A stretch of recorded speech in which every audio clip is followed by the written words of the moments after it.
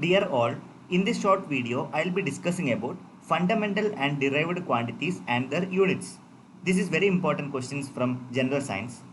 Moving on to the discussion, the physical quantities. So we can say there are 7 fundamental quantities. I would like to explain 7 fundamental quantities such as length, mass, length, time, electric current, temperature, luminous intensity, amount of substance. So these are the fundamental quantities.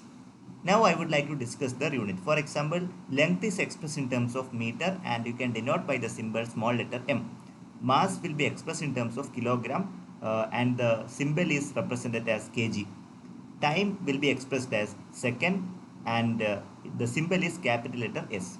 If I talk about electric current, the standard unit SI unit is ampere and also the symbol is A. Regarding the temperature, it is expressed in terms of Kelvin. SI unit is Kelvin and it is denoted by the letter K. If I talk about luminous intensity, this is very important. The unit of luminous intensity is candela. It is denoted by the letter CD. Capital C, small letter d. Regarding amount of substance, it is expressed in terms of mole and the symbol is MOL.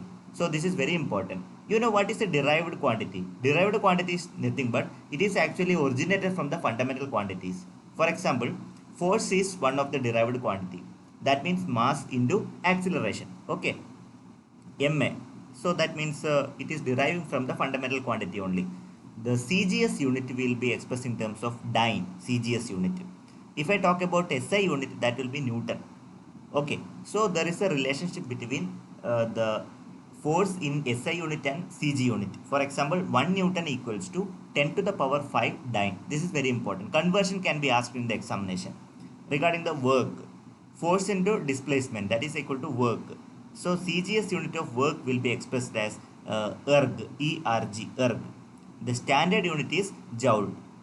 The relation between joule and erg, that is given by 1 joule equal to 10 to the power 7 erg. So this is a most important relation. 1 joule equal to 10 to the power 7 erg.